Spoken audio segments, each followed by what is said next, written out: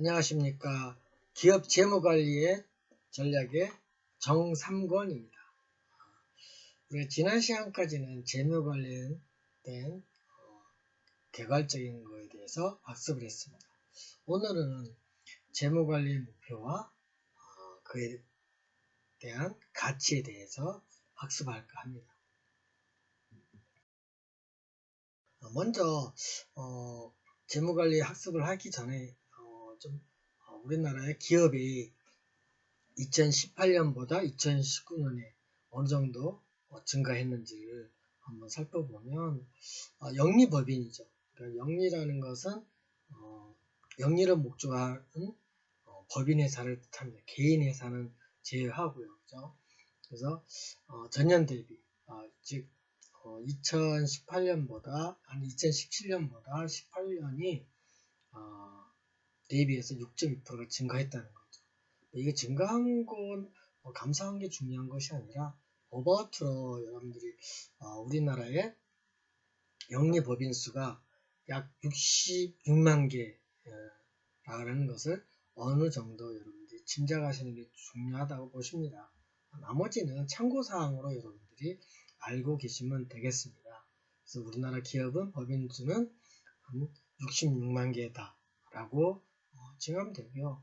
물론 개인회사도 많이 있죠.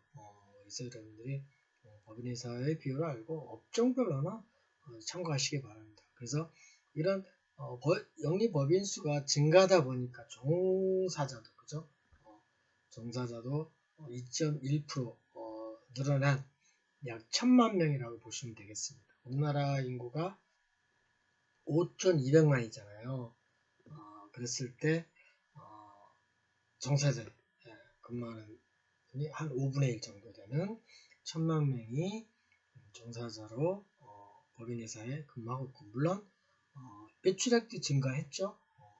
그래서 2018년 현황은 대체적으로 기업들이 양호하게 잘 발전하는 것으로 나타난다고 보시면 되겠습니다. 2007년에 비해서.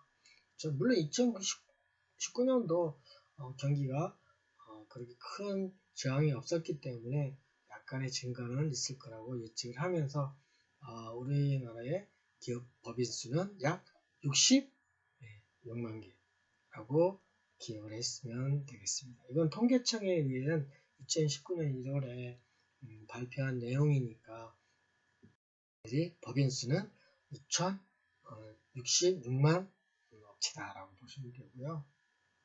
우리가 지난 시간에 배웠던 재무관리의 목적은 뭐예요? 재무관리는 기업의 가치를 극대화하는 거죠.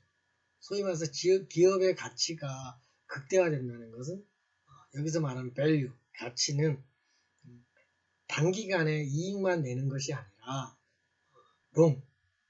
롱타임으로 긴 기간 동안에 기업을 유지하면서 성과를 낼 수 있는 것이 기업의 가치가 아닌가 생각을 한 거죠.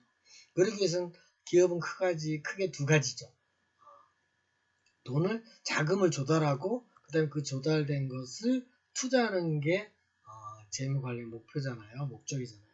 그래서 될 수 있으면 자금을 조달하는데 비용을 낮추고 그죠? 낮은 자본 비용으로 자금을 조달해서 그 조달된 자금으로 수익이 높은 그죠? 수익이 높은 곳에 투자를 하는 것이 기업 가치 극대화라고 보시면 되겠습니다.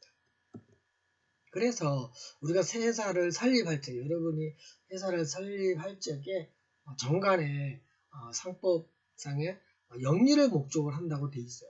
그래서 주식회사의 목적 사업은 영리, 즉 이윤을 추구하는 사업이어야 한다라고 돼 있는 거죠.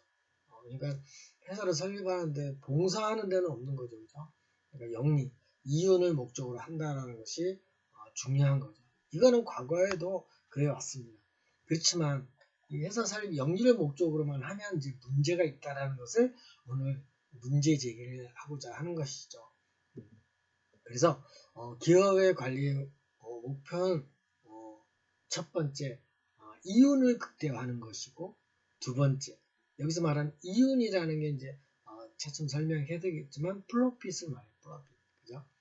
그 다음에 시장의 점유율을 극대화하는 거. 두 번째. 그죠? 시장에 내가 제품에 대해서 그 시장에, A라는 시장에 많이 사게끔 또는 많이 유도하고. 그러니까 분포가 중요한 거죠. 그죠? 그래서 시장 점유율을 극대화하는 것이고, 점유한다는 것은 뭐예요? 쉐어한다는 것은 그 시장의 퍼센트를 많이 차지한다는 것이죠. 그죠? 만약에 집이 가구가 10가구가 있어요. 그 중에 내가 만약에 삼성 텔레비전과 LG 텔레비전을 누가 많이 섬유 10가구 중에, 그죠? 그러면 많이 산 가구 수가 시장을 점유하고 있다라고 보는 거죠. 그죠? 그 다음 이제 세 번째는 경영자가 이익을 극대화하는 거죠. 당연히 물론 여기서 말하는 경영자라는 말은 물론 대표이사일 수도 있지만 주식을 갖고 있는 자가 경영을 했을 때 이익을 극대화하는 것이라고 봅니다. 그걸 다른 말로 이해관계자의 만족이라고 칭해요. 그래서 우리가 이해와 관계, 여기서 말하는 이해라는 것은 주주처럼 약간 배당금이라든지, 그죠? 또는 채권자들이 돈을 빌려줄 때도, 그죠? 받을 걸 생각을 해서, 그럴 때 서로 자금과 관련된 이해관계잖아요. 그죠? 그래서 이렇듯 경영자와 관련된 경영의 이익을 극대화하는 것이다 라고 보시고요. 마지막으로 최근에는 이제 기업의 가치를 극대화한다 라는 것으로 비교할 수가 있겠습니다. 그래서 우리가 이걸 하나씩 살펴보면, 첫 번째는 이익의 극대화죠. 플로핏의 영어로는 맥시미제이션, 즉 최대가 된다는 거죠. 그죠? 뭐가 미지가 맥시멈이 되는 거죠. 그러니까 최대로 이익을 내는 것이 극대화라고 보시면 되죠. 그래서 우리가 이제 이윤이라는 게 순이익을 말해요. 순이익은 플라핏은 다른 말로 말하면 총수입, 수익 또는 수입, 들어온다는 뜻이죠. 돈이 들어온 총 금액, 리턴, 총 금액에다가 총 비용을 뺀 것이 플라핏이에요. 그죠? 그래서 우리가 그럼 총 수익은 뭐냐? 단가이죠. 생산 단가, 즉 재화의 가격에다가 판매가라고 보시면 돼요. 그래서 재화의 가격은 판매 가격에다가 곱하기 생산을 해서 팔려고 하는 개수죠. 생산량이죠. 그래서 만약에 100원짜리를 총 10개를 생산했다면 1000원이잖아요. 그죠? 총 수입은. 근데 그 중에 비용이 있을 수도 있죠. 그죠? 월급도 나가고 전기료도 나가고 임차료도 나가고 하는 총 비용을 뺀 것이 순수익이다라는 거죠. 그래서 이 이윤을, 순수익을 극대화하자 하는 거죠. 물론 옳은 거죠. 단순하게 보면 옳은 거지만, 여러분 이윤의 극대화가 한계가 있어요. 첫 번째가 뭐냐면 이 플로피에 대한 순이익에 대한 의미가 정확히 정의되지 않았다는 거죠. 그래서 그 이익에 대한, 왜 그러냐? 그래서 이윤이라는 게, 이익이라는 게 총수익의 개념이 달라요. 그러니까 이런 것이죠. 총수익의 리턴이 무형의 상품도 있죠. 그죠? 무형의 서비스 같은 거는 제품 원가가 사실은 없을 수 있어요. 물론 다른 인건비나 이런 것도 있지만 생산비가 없을 수도 있는 거 있죠. 그죠? 눈에 안 보이는 거. 교육비 같은 것도 마찬가지잖아요. 그래서 재료비는 없어요. 재료비. 그러다 보니까 이런 총 수익에는 어떤 재료비가 있냐 없냐에 따라서 순수익이 달라질 수도 있죠. 그죠? 물론 투입되는 재료비뿐만 아니라 또 재고 자산이라는, 그죠? 그런 것들과 연관됐을 때, 그래서 이 플랫핏의 의미가 업종마다 또 제품에 따라서 의미가 정확하게 정의되지 않았다. 또 두 번째는 비용 문제예요. 원가를 줄이기 위해서 좀 품질이 나쁜 제품으로 대체할 수도 있죠. 그런 것들 때문에 참 수익만 극대시킨다 해서 올바른 기업이다 라고 칭할 수 없다라는 거죠. 그렇잖아요. 좀 나쁜 경영주 같은 경우는 일시적으로 이익을 많이 내기 위해서 좀 재료비가 싼 거를 구매를 해서 생산을 한다든지 그럴 경우도 왕 있죠. 그죠? 그 다음 두 번째는 리스크를 고려하지 않았다. 이 말은 여기서 말하는 리스크는 그런 것들이에요. 물론 이자율이라든지 그죠? 또는 채권을 할인한다든지 즉 어음 결제 때문에 어음을 받았을 때는 내일 모레 월급날인데 어음만 갖고 있으면 안 되잖아요. 그러니까 뭐 높은 이자를 내고 은행에 가서 할인율을 주고 또 현금화 시켜야 되잖아요. 그죠? 근데 이런 비용들이 재무에 또 관련된 비용이 나갈 수도 있고 또 자기 자본, 그죠? 자기 자본이 부족하니까 타인 자본에 의해서 공장, 설비 같은 거를 이제 리스를 해서 그렇잖아요. 자동차 같은 것도 그래요. 업무용 자동차를 돈이 있으면 싸게 현금 주고 사면 굉장히 좋을 텐데 현재 금융이 없으니까 할부로 그죠? 리스 회사에서 트럭을 산다든지 이런 것들도 위험 리스크를 고려하지 않고 비용이 산출된다는 거죠. 그리고 이제 세 번째가 정말 재무적인 생각으로서 우리가 이제 앞으로 배울 현금에 대한 시간 가치, 타임 밸류라고 그래요. 그러니까 머니에 대한 타임 밸류를 무시했다는 거죠. 조금 전에도 리스크, 위험에 대해서 말씀드렸지만 이자율이라든지 할인율이라든지 어음의 할인율, 그죠? 그 다음에 또 만약에 수출을 한다. 그럼 환율 같은 것도 굉장히 중요하죠. 과거에 좀 이따 보이겠지만 저희 IMF 때 1997년부터 98년까지 IMF가 일어났을 때 이 환율이 급등해가지고 그죠? 엄청난 적자를 보내서 실제로는 경영해서 경상이익은 한 10% 났다 그러면 환율이 막 15%, 20% 가니까 급등하니까 이익이 났었는데 손실로 되는 그러다 보니까 현금이 부족하죠. 이런 걸 뭐라 그래요? 그렇죠. 흑자부도라고 해요. 그러니까 잘못하면 이런 현금의 시간 가치 때문에 이런 무시를 하면 이익이 아무리 많이 났어도 올바른 기업이 되지 않는다라고 보는 것. 즉 다시 말해서 밑에 하단에 있는 것처럼 이윤이 극대화된다고 해서 기업의 목표가 전부라고 보는 것은 적절하지 않다고 보는 거죠. 그래서 제가 옛날에 IMF 때 쭉 이렇게 90년대 보면 원 달러당 한국 돈으로 보면 700원에서 이렇게 800원대로 쭉 가다가 700원, 800원 이렇게 했잖아요. 근데 조짐이 1996년에 844원이었어요. 1달러에. 근데 1997년에 이건 이제 말 기준이죠. 1,400원 넘었어요. 엄청난 거지. 뭐예요? 그건 뭐 100%까지는 아니라도 그죠? 80%가 넘어선 거죠. 그 다음에 이제 좀 안정이 돼서 그래도 1998년에 1200원. 그래도 50%가 그죠?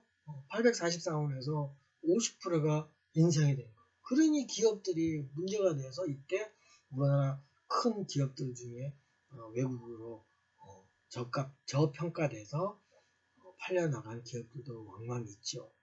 그래서 과거에도 저희도 개발도상국 시절에는 이런 순이익 기준으로 많이 경영을 했었어요. 사장님들이. 근데 지금은 안 그렇죠. 최종의 가치를 이제 장기적으로 성공해야 되니까. 그래서 지금 외국인 학생들 중에 자기 나라에 지금은 아마 저개발 국가에서도 약간 이윤을 많이 날려고 노력을 하지만 안정된 기업은 이윤보다는 가치, 그죠? 가치를 극대화시키려고 하는 기업들이 늘고 있다. 그러면서 여러분들도 이런 관점이 이익보다는 기업의 가치, 좀 이따 이제 말씀드리지만 가치를 높이는데 극대화하는데 경영자들은 노력해야 된다라는 것을 알아야 되겠죠, 그죠? 그다음 두 번째가 시장 점유율이죠. 이 시장 점유율은요, 물론 그 시장에 우리 회사 제품이 많이 판매가 되고 갖고 있으면 당연히 좋지만 이런 것들은 이런 거예요. 새로운 상품이 나왔을 때 빨리 그 시장에 홍보가 돼서 시장에 쫙 소위 말해서 판매가 되면 좋다라는 뜻이죠. 그래서 우리가 시장 점유율을 공식을 보면 A란 기업의 제품 판매량이 전체 시장으로 나누면 그 퍼센트가 나오는 거죠. 그죠? 아까도 이야기했지만 우리 회사 판매 개수가 그죠? 만약에 전체 시장이 100개라고 했을 때 우리가 30개를 팔았으면 30%를 점유하는 거고 70개를 팔았으면 70%를 그 시장의 점유율을 높인 거죠. 당연히 30%보다는 70%를 시장을 점유하는 것이 인기도가 높다라는 거죠. 그죠? 그렇잖아요. 시장 점유율은 이 제품에 대해서 그 시장에서 이 제품에 대해서 인기도가 그죠? 호응도가 좋다는 것을 말하는 거죠. 그래서 경쟁 시장에서는 아무래도 매출액도 중요하지만 경쟁 시장에서는 누구 제품으로 소문이 나 있느냐 이게 굉장히 중요합니다. 저도 신상품을 개발할 때는 이거에 굉장히 동기를 가져요. 모티베이션을. 그래서 새로운 신상품이 나왔을 때는 일단 타겟을 좀 이미지가 그죠? 좋은 회사 있죠. 그 회사한테 어떻게 해서든 판매를 하려고 노력을 하셔야 돼요. 그러니까 싸게라도.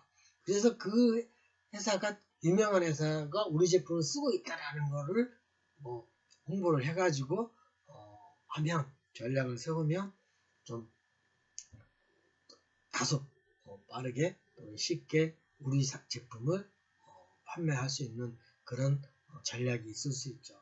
그래서 시험 점유율의 확대는 어떤 이윤을 극대화하는 수단보다는 그 자체로 목적이 될 수는 없어요. 그렇지만 미래, 장래에 많이 팔 수 있다는 기대와 당연히 우리 제품을 꾸준히 함으로써 우리 회사가 매출의 증진에 도움이 된다라고 예측을 할 수가 있는 거죠. 그래서 우리가 좀 기업의 시장 점유율을 높이기 위해서 관심을 가져야 될 우리 5가지를 간단히 보면 이런 거예요. 여러분들이 다니던 식당이 만약 기분이 마음에 안 들었어요. 제일 잘하다가. 그러면 그 식당 다시는 가야 하고 안 가게 되죠. 그러니까 시장 점유율이란 그 첫 번째 중요한 게 뭐냐면 소비자가 한번 삐지면 저하가 되면 싫다고 딱 판정이 되면 상품의 평판이 저하돼서 자기만 안 사는 것이 아니라 친구도 야 그 회사 제품 안 좋아 이렇게 이제 구조로 돼서 안 사게 되는 거죠. 그렇기 때문에 시장률이 매우 중요한 것이고 또한 같은 제품의 동종의 시장 점유율에서 저하되면 또 문제가 되는 게 뭐냐면 모든 거의 기업은 금융기관 즉 은행에서 돈을 빌리죠. 그러다 보면 상대적으로 우리가 시장 점유율이 높았었는데 그게 낮아지면 은행에서 당연히 알고 자금을 조달하는데 용이하지가 않아요. 용이하지 않는다는 것이 아니라 좀 뭐랄까 회수를 하려고 그러죠. 빌려준 돈을 회수하려고 그러고 다음에 빌릴 때는 이제 수수료 즉 이자율이 높게 달라고 할 수 있는 것이고 그 다음에 이제 시장을 점점 잃고 인기가 낮아지면 다른 회사가 동종업계 다른 회사가 많이 잘 팔리고 있으면 첫째 또 감각적으로 뭐냐면 소비자가 찾는 것을 따라서 도매상이 없어져요. 그러니까 제가 갖고 있던 우리 회사를 제품을 사간 도매상들이 이제 안 사가고 그 도매상들이 다른 경쟁사의 제품을 당연히 사서 팔겠죠. 그죠? 그게 제일 답답한 거예요. 어떻게 보면 세 번째 있는 것이 모든 거는 혼자서는 못해요. 물론 조직이 큰 데는 다 한다고 그러지만 그러나 또 우리는 제품을 멋있게 정직하게 품질 좋은 상품을 개발하는 것도 우리는 중요하지만 그러나 또 판매를 잘하는 기관이 있기 때문에 이 도매상과는 서로 윈윈할 수 있는 이런 상도덕이 있어야 되는 거죠. 그 다음에 이제 네 번째 이런 시장 점유율이 떨어지면 당연히 매출이 감소하잖아요. 그러면 어떻게 돼요? 경쟁 기업에 대해서 효과적인 전략을 행사하는데 독점력이 없어요. 그러니까 파워가 있어야 되는데 경쟁 상대한테 등수가 밀리면, 쉐어가 늘리면 소위 말해 소비자가 우리가 회사에서 말하는 홍보물에 이런 거를 믿지 않는다는 거죠. 그 다음에 이제 마지막으로 소유와 경영의 분리가 되어 있는 이런 경영자의 기업에서는 사회적인 지위가 떨어져서, 그죠? 시장 점유율 크기로 과시를 하는데 그거 떨어지니까 힘이 없는 거죠. 그러면 또 경영자가 체인지가 되는 거죠. 그죠? 그런 것들 관광 왕래되는 거 있지 않았습니까? 여러분들이 어느 식당을 매주 관광 가는데 주인이 자꾸 바뀌는 사람이 있어요. 그죠? 또는 어느 식당인데 주방장이 자꾸 바뀌어서 맛이 변한다든지 이런 거예요. 그러니까 어떻게 보면 이게 이제 시장의 점유율이라는 건 회전율하고도 비슷해요. 그러니까 회전이 많이 되면 거기에 제품 원자재들도 빨리 소모가 되니까 회전이 되니까 싱싱한 재료로서 제공을 할 수 있는데, 이게 장사가 사업이 잘 안 되면 자꾸 재고가 쌓이죠. 그 맛도 떨어지고 싱싱도도 떨어지고, 그죠? 그런 거죠. 그래서 물론 신제품 또 기업은 이런 시장 점유율에 예민할 수 있죠. 당연하죠. 그렇지만 이런 신제품이나 새로운 기업을 했을 때는 이런 시장 점유율의 중요한도를 또 극대화하는 것도 매우 중요합니다. 그렇죠? 그 다음에 이제 세 번째는 아까 이제 주식에서는 대부분이 소유와 경영이 분리되는 것이 특징이 있지요. 왜냐하면 되게 또 주식회사는 전문 경영을 많이 하는 경우도 있죠. 물론 초기 창업을 할 때는 소유자가 그죠? 경영을 같이 하는 경우도 있지만 역사가 있으면 또 다른 회사를 또 창업하기 때문에, 그래서 이제 전문 경영을 아무래도 쓰다 보니까 이 소유주와 그죠? 즉 소위 말하는 사장과 경영자 간에는 잘 커뮤니케이션이 돼야 되죠. 근데 이제 서로 사이가 안 좋으면 문제가 생기죠. 그죠? 물론 당연히 우리가 이제 주식회사니까 이사해서 선임을 하죠. 그런 사람은 우리는 이제 대리 경영자라 그래요. 그죠? 대신해서 경영을 하는 사장님이다. 라서 근데 그 주주와 그죠? 대표 주주와 경영자가 분리되다 보니까 이게 마음이 맞아야 되는데, 그죠?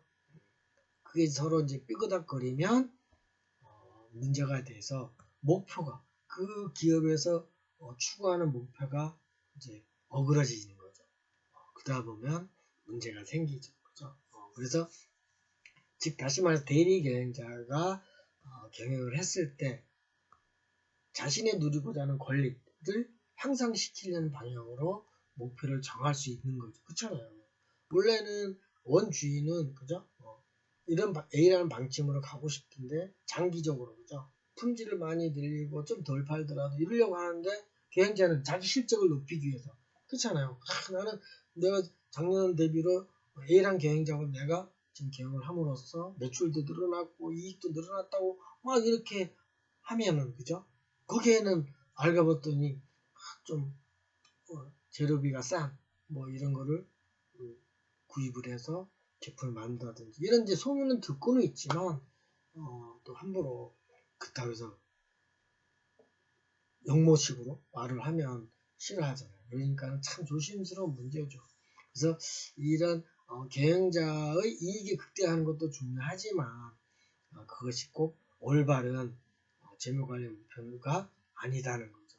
그래서 즉 다시 말해서 대리 경영자는 자산의 가치에 극대화하고 이꼬르가 안 된다는 소리예요. X죠, 그죠? 사이가. 그지만 자산의 가치가 극대화되는 것은 즉 주주의 가치가 극대화된다는 것과 같다라고 보시면 되는 거죠. 즉 다시 말해서 대리계획자와 자산의 가치와 주주 가치가 다 같아야 되는데 다르다는 거죠. 쉽게 말하면. 아시겠죠? 그래서 참 대리계획자를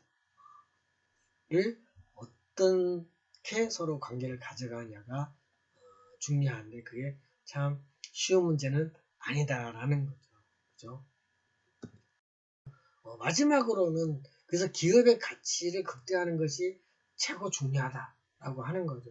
즉 그래서 기업의 그럼 가치가 무엇이냐? 소비자가 만족하는 정도에서 기업의 가치를 찾아야 된다는 거죠. 즉 기업의 가치는 내부자에 있는 직원들끼리로 만족하는 것이 중요한 것이 아니라 반대로 내 물건, 내 회사, 이 제품을 구매하는 소비자가 만족하는 정도의 크기에 따라서 다르다는 거죠. 그 말은 다시 말해서 소비자 만족은 뭘로 되느냐? 소비자가 지불한 금액과 소비자가 요구하는 품질이 맞았을 때 만족도가 높은 거죠. 우리가 이걸 요즘에는 이런 말을 뭐라 그러냐면 가성비라고 그래요. 그죠? 가성비. 그러니까 가격 대비 성능이 좋은 걸 말하는 거죠. 성능이 디맨드라는 게 요구가 성능이에요. 성능이 분자고 분모는 지불액이에요. 그렇잖아요. 만약에 지불액이 100원인데 요구하는 게 만약에 120이다. 그러면은 요구하는 만족도가 120%잖아요. 그죠? 근데 내가 지불한 게 똑같이 100원인데 요구하는 게 80%밖에 만족하지 않는다. 그럼 말 그대로 80%밖에 만족하지 않죠. 이건 요구하는 정도가 그죠? 120%, 100%가 넘어야 가격보다 높아야만 소비자는 대만족을 하는 것이죠. 만족을 해야만 기업에 대한 신뢰도가 높아지고 또 만족을 해야만 그렇죠. 충성도가 높아요. 그 충성도라는 건 뭐냐면 내 옆 사람한테도 야 A라는 쓰리북 교수 제품이 참 좋아. 이렇게 인기도가 높아가는 거죠. 그죠?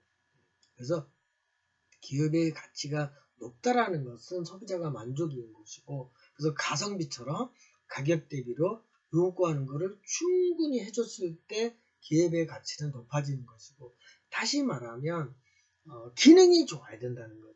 그러니까 지불액은 어떻게 보면 분모는 비용이에요. 그죠? 내가 지불한 비용을 준 만큼 기능이 월등해야 되죠. 여러분 핸드폰을 생각하시면 돼요. 여러분 핸드폰을 산 비용이 있지만 그 안에 기능이 정말 많아요. 근데 사실 그 기능을 다 활용을 하느냐 못하죠. 그만큼 제품을 소비자가 만족하게끔 안에 있는 걸 다 못 쓸 정도로 기능, 펑션을 집어넣고 판매를 할 줄 알아야 소비자들은 대만족을 합니다. 알겠습니다. 여러분들도 마찬가지예요. 그러니까 여러분들이 어떤 면에서는 월급을 받는 만큼보다는 더 많은 일을 해야 그쵸? 경영자는 좋아하죠. 그죠? 그듯이 여러분들 기업의 가치를 극대화한다는 것은 소비자가 만족을 해야 돼요. 그죠? 그래서 기업의 가치라는 게 참 그래서 소비자가 얼마나 까다롭습니까? 그죠? 소비자가 만만치 않아요. 또 소비자의 그 능력이라는 게 다양하잖아요. 그죠? 진짜 여러분 그래서 옛말에 소비자를 상대를 하는 장사를 하려면 오장육부 그죠? 속의 내부적인 거를 빼놓고 대접을 해야만 이겨낸다고 그러듯이 그만큼 힘들다는 뜻이죠. 그죠? 그러나 소비자를 존중해주면서 하면 그것도 즐거워요. 여러분들 소비자는 우리 물건을 산다는 건 뭐예요? 우리 회사를 먹여 살려주고 우리 회사를 좋아하는 거잖아요. 그죠? 그러니까 모든 제품을 생산하는 회사는 제품을 참 좋은 걸로 소비자가 생각지도 못한 요구, 기능이나 이런 요구사항들 외의 것까지 더 얹어서 해줘야 돼요. 그렇잖아요. 여러분들 만약에 라면집에 갔어요. 근데 그냥 라면만 끓여주는 것보다 여러분이 생각지도 않은 뭐 주먹만한 거를 공깃밥을 만약에 서비스로 준다든지 그죠? 아니면 그 라면 안에다가 그죠? 튀김을 부스러기를 넣어줘서 맛을 향상시켜 준다든지 그러면 벌써 다르잖아요. 그러듯이 기업의 가치가 높은 거는 소비자가 만족도가 높도록 항상 보살펴야 돼요. 누가? 그쵸. 경영자들이 항상 끊임없이 관찰을 해야 돼요. 그래야만 기업이 이윤도 생기고 또 매출액도 늘어나고 그죠? 그래서 가치가 점점점 극대화되는 거죠. 그렇잖아요. 그래서 특히 기업의 극대화라는 것은 자기 자본의 즉 여기서 말하는 자기 자본은 주주잖아요. 그죠? 주주의 부호에다가 플러스 타인 자본. 타인 자본 뭐예요? 부채죠. 빌린 돈이에요. 그죠? 빌린 사람들의 부도 극대화가 돼야만 그죠? 이 두 개를 합한 걸 자산행위라고 그러잖아요.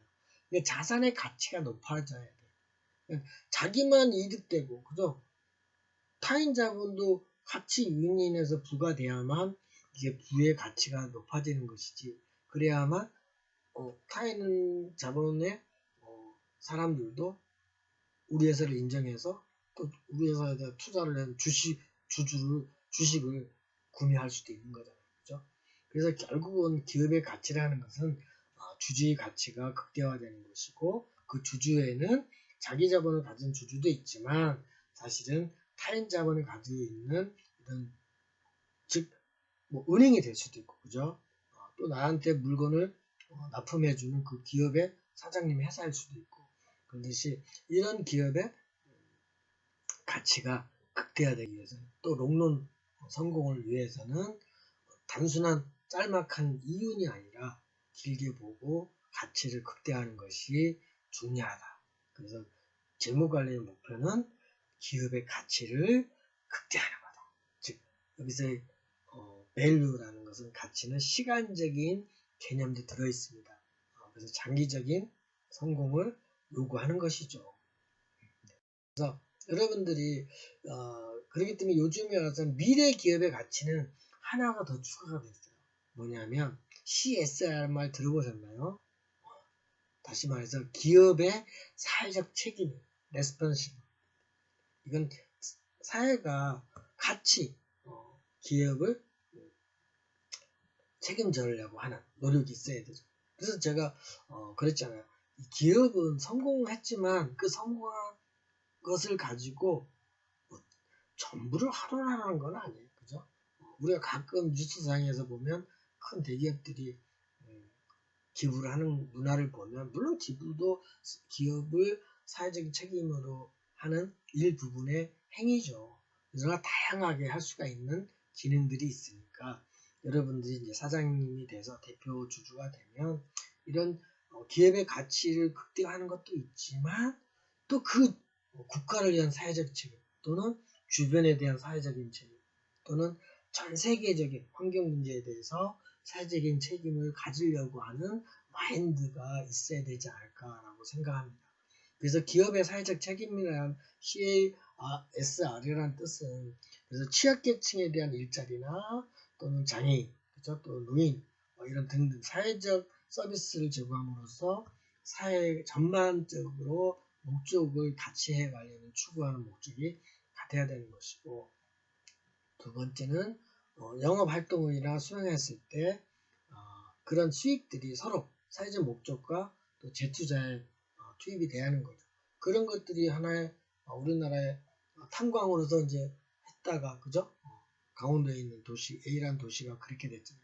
거기에 이제 카지노를 설립함으로써 그 강원도도 살리고 그죠? 태백에 있는 지역 주민들도 살리면서 이렇게 기업이 사회적인 책임을 서로 하면서 기업의 가치가 극대화한다는 것이 매우 중요한 거죠. 그래서 요즘에 우리가 다른 전염병 때문에 사회적인 거리를 두는 것이 있지만 그거와는 오히려 반대로 사회적인 거리를 가깝게 해서 그죠? 기업의 가치를 관찰하는 거죠.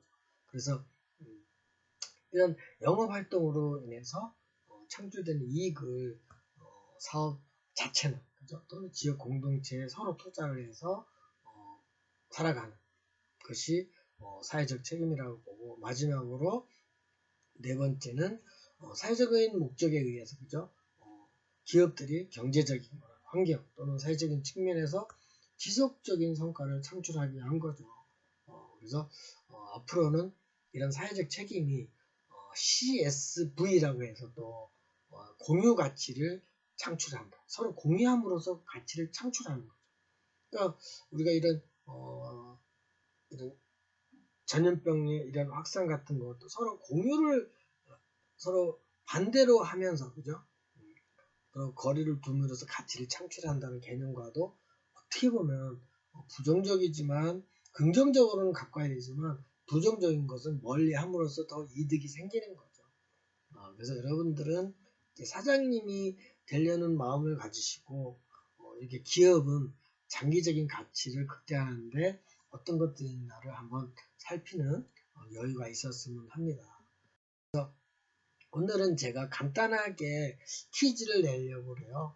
그래서 꼭 여러분들은 제 메일에다가 그죠? 뜨거운 메일, 핫 메일이에요.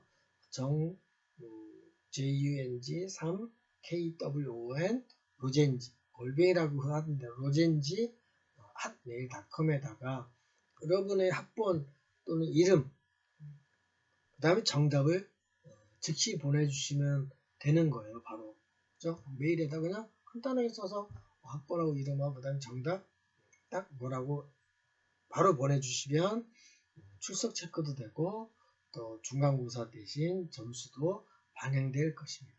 자, 문제 나갑니다. 문제는 아주 쉬운 거예요. 재무관리의 목표는 무엇이라고 생각하십니까? 오늘 이제 수업한 내용 중에 있죠? 그 마지막 거, 네 번째 있는 것이 답이라고 보시면 되죠. 그래서 재무관리가 무엇인지, 이윤 극대화인지, 그죠? 시장 점유율을 극대화하는 것인지, 아니면 경영자의 이익을 추구하는 것인지, 아니면 그래서 여러분들이 답을 적어서 메일로 보내주세요. 네. 오늘 이렇게 재무관리의 목표와 가치에 대해서 학습해 보았습니다. 오늘 수고 많으셨습니다. 다음 시간에 만나요. 안녕.